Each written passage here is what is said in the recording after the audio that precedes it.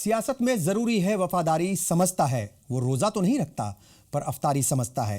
अब उसका दिल जाने या फिर खुदा कि उसने अपनी प्यास को मौला के नाम कुर्बान किया या फिर कुर्बान हुई भूख एक सियासी खजूर पर। सियासत अक्सर खुद को अपनी सहूलियत के हिसाब से बदल लेती है। रमज़ान में झूठा रोज़ा रख लेती है तो फागुन में होली खेल लेती है, लेकिन भूखे पेट सवाल अपना हक मांग रहे हैं। चलिए समझते हैं सियासी दस्तरखान पर आखिर कैसे उतरी इफ्तार पार्टी। आदाब, नमस्कार, मैं हूं खुर्शीद रब्बानी और हाजिर हूं आपका अपना प्रोग्राम हमारी आवाज लेकर।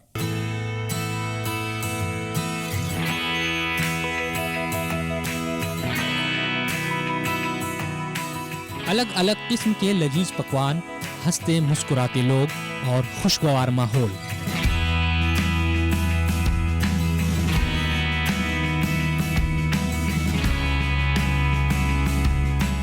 रमजान का पवित्र महीना शुरू होते ही मुल्क भर में बड़ी सियासी इफ्तार पार्टियों का माहौल शुरू हो जाता है।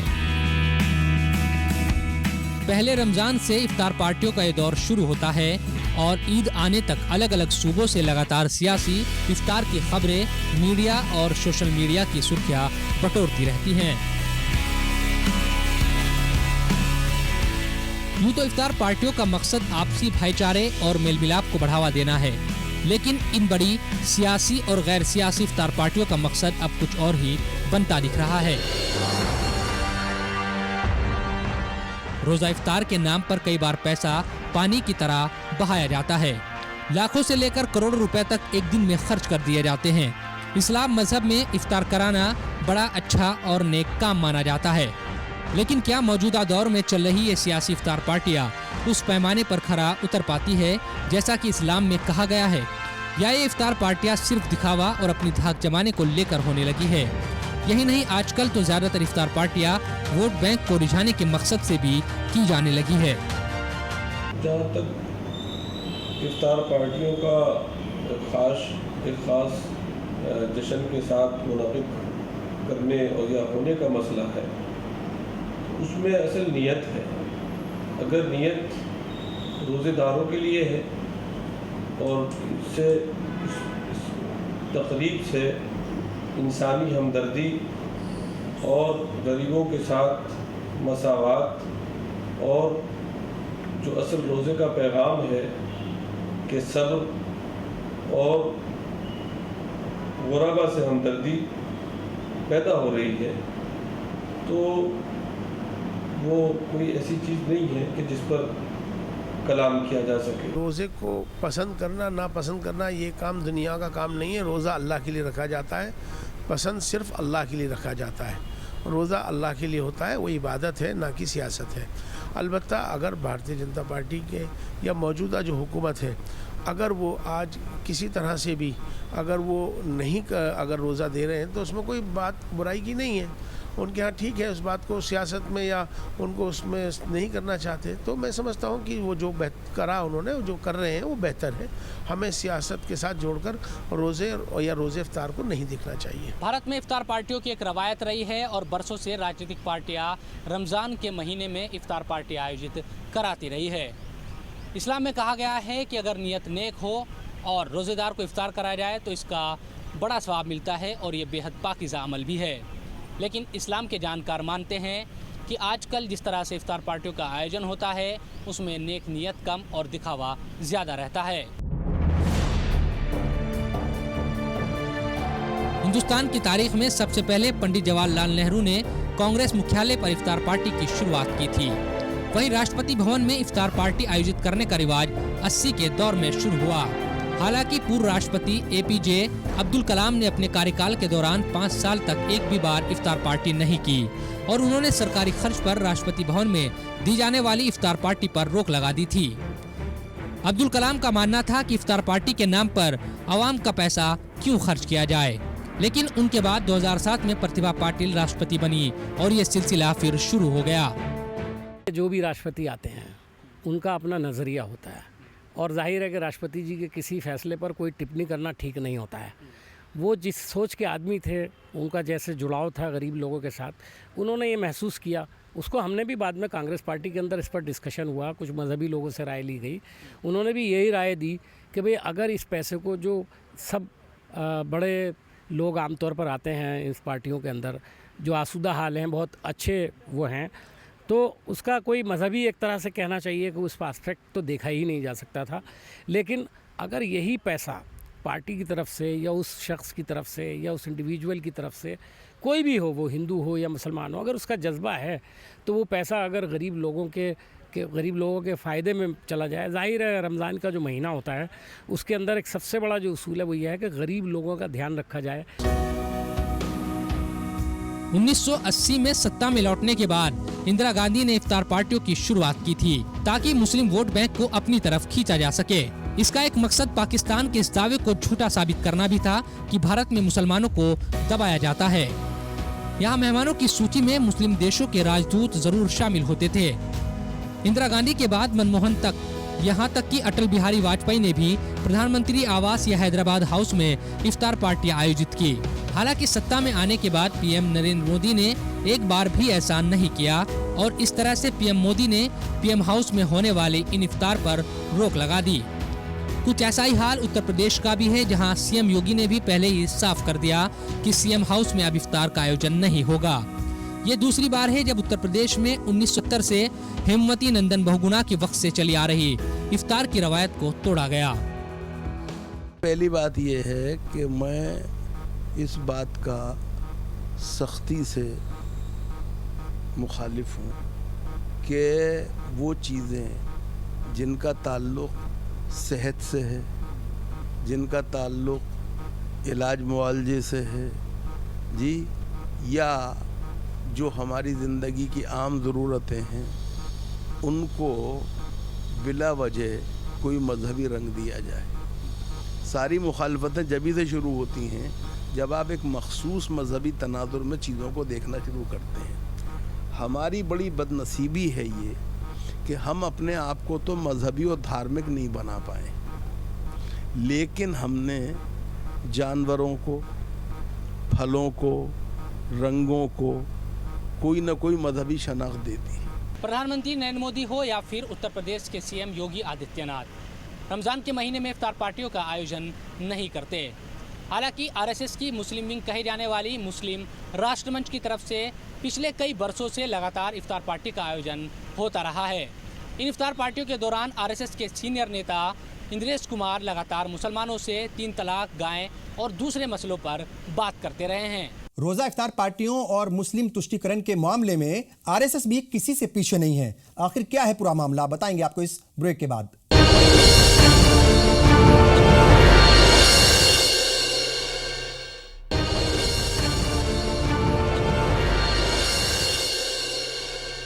ब्रेक के बाद एक बार फिर आप सभी का स्वागत। आप देख रहे हैं हमारी आवाज और बात हो रही है सियासी इख्तियार पार्टियों की। आखिर ये सियासी इख्तियार पार्टियां क्यों आयोजित की जाती हैं, क्या है इसका असल मकसद, यही बता रहे हैं आपको।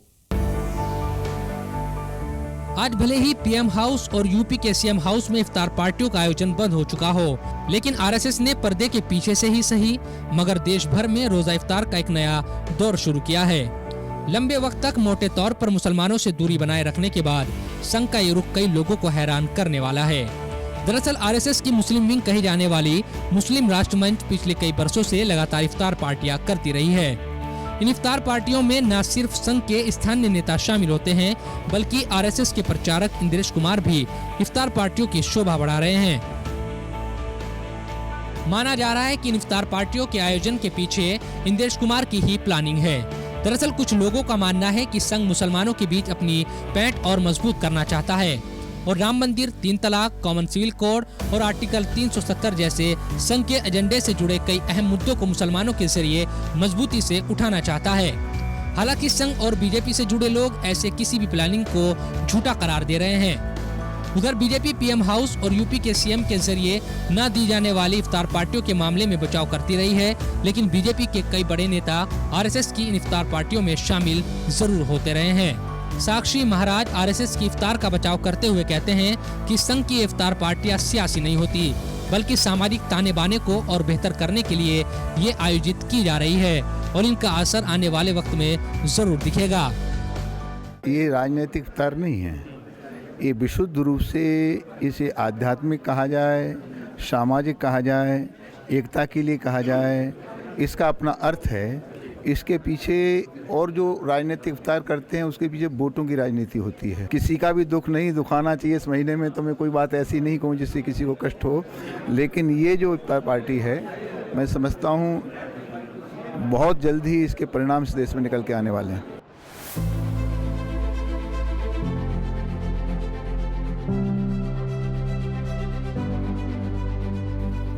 मामला नियत से जुड़ा है। नियत अगर मजहबी इत्तिहाद और सद्भाव की है और रोजा रखने वाले लोगों को इफ्तार पार्टी में बुलाया गया है तो उसे इस्लामी मामलों की जानकार सही मानते हैं। लेकिन अगर इफ्तार में मामला दिखावे और अपनी धाक जमाने से जुड़ा है तो फिर इसे किसी लिहाज से सही नहीं ठहराया जा सकता। मणिपुर गवर्नर नजमा हेपतुल्ला और राष्ट्रीय अल्पसंख्यक आयोग के अध्यक्ष गयूरुल हसन भी दिखावे सियासी इफ्तार को सही नहीं मानते। ये जो इफ्तार पार्टी है ये फ़र्क है, क्योंकि मुझे लगता है यहाँ 90% लोग रोज़दार हैं। जो फैशनेबल इफ्तार पार्टियाँ लोग किया करते थे इसमें ज़्यादातर लोग बेरोज़गार होते थे। तो मुझे खुशी है कि इंद्रेश जी ने बुलाया और इतनी तादाद में यहाँ लोग आए। सियासी जो इफ्तार होते हैं वो कतई ठीक नहीं है। वो एक बस ये होता है कि एक तमाशा हो जाता है, लोग आते हैं खाते। जो इफ्तार का मतलब है असलियत में इस्लाम में, जो उसकी एक कहा जाए कि कितनी बड़ी उसकी अजीम वो है, लेकिन उसकी फजीलत है, अजीम फजीलत है इफ्तार की, वो कहीं ख़त्म हो जाती है। वो एक इफ्तार पार्टी हो जाती है, जबकि इफ्तार अपने आप में एक प्रोग्राम है। पार्टी का मतलब ये होता है कि टी पार्टी कर रहे हैं, बैठे हुए पार्टी कर रहे हैं। तो इफ्तार सियासी तो होनी नहीं चाहिए। मैं इसका पूरी तरह से पुरजोर विरोध करता हूं और सियासी इफ्तार नहीं होना चाहिए। हमारी आवाज में वक्त हो गया है एक और ब्रेक का, और ब्रेक के बाद जब हाजिर होंगे तो आपको दिखाएंगे कि एक हुकूमत कैसे इफ्तार पार्टी के नाम पर और बिरयानी के नाम पर 14 करोड़ रुपए खर्च कर देती है। ब्रेक लेंगे, बहुत जल्द हाजिर होंगे।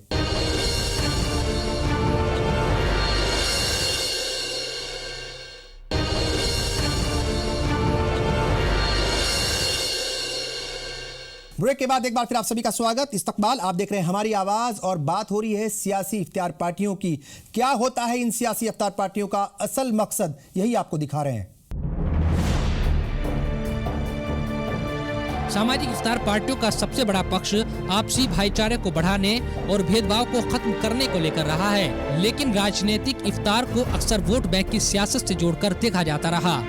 इस्लाम में किसी भी रोजेदार को इफ्तार कराने के बदले बड़े पुण्य की धारणा है, लेकिन बड़ी राजनीतिक पार्टियों के इफ्तार में बड़े ओहदेदार ही नजर आते हैं और उनमें रोजेदार कम होते हैं। शायद यही वजह है कि जब इन सियासी इफ्तार पार्टियों में होने वाली फिजूल खर्ची की बातों ने जोर पकड़ा तो बरसों तक इफ्तार पार्टियों का आयोजन करने वाली कांग्रेस ने भी इफ्तार पार्टी से दूरी बनाते हुए इफ्तार के बदले गरीब मुस्लिमों को राशन किट बांटना शुरू कर दिया। कोई भी हो, वो हिंदू हो या मुसलमान हो, अगर उसका जज्बा है तो वो पैसा अगर गरीब लोगों के फ़ायदे में चला जाए। जाहिर है रमज़ान का जो महीना होता है उसके अंदर एक सबसे बड़ा जो उसूल है वो ये है कि गरीब लोगों का ध्यान रखा जाए कि उनके यहाँ चूल्हे जलें, उनको अनाज की परेशानी ना हो, उनका इफ्तार खुलने के लिए उनके पास काफ़ी सामान मौजूद हो, उनको सुबह को सहरी खाने के लिए उनके पास सामान मौजूद हो।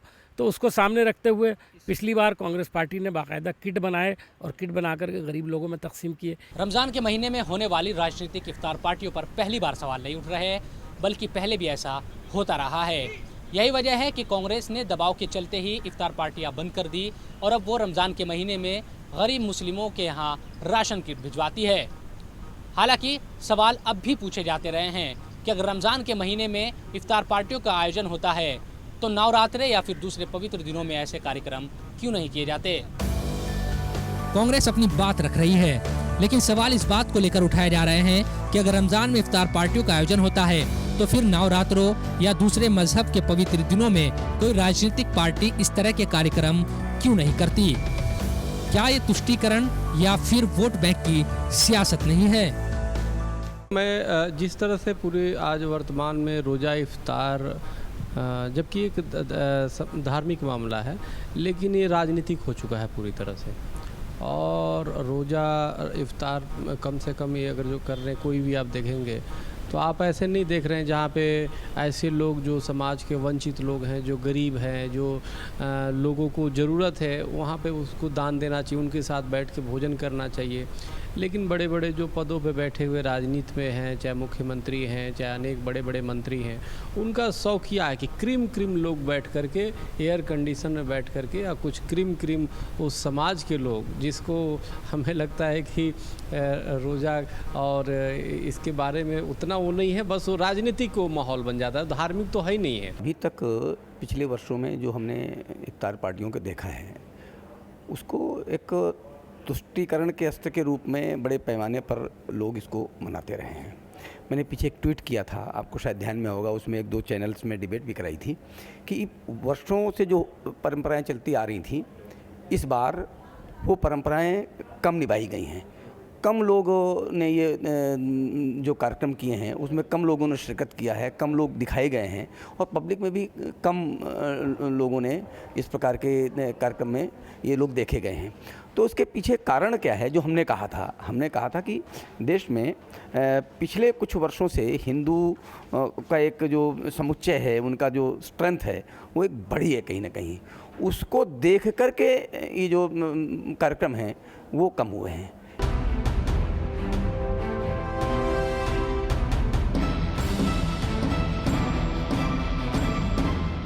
मुश्किलें तब पैदा होती है जब सरकारी इफ्तार पार्टियों के नाम पर करोड़ों खर्च किए जाते हैं। दिल्ली सरकार पर आरोप लगते रहे हैं कि दिल्ली उर्दू एकेडमी के बजट एक बड़ा हिस्सा हर साल रमजान की इफ्तार पार्टी पर खर्च कर दिया जाता है।